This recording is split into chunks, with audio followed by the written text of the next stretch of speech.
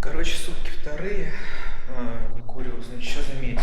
Во-первых, перепады настроения, голова подкруживалась. И еще я вчера уже начал это делать.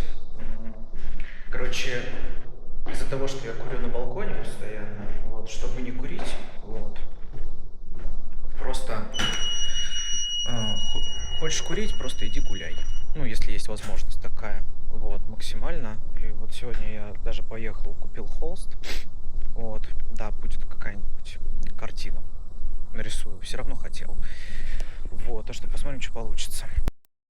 Так, ну, короче, по поводу вторых суток по курению сейчас уже более-менее легче стало, спокойнее, неплохо дышится.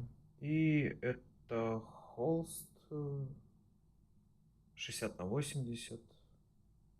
Пишу таймлапс.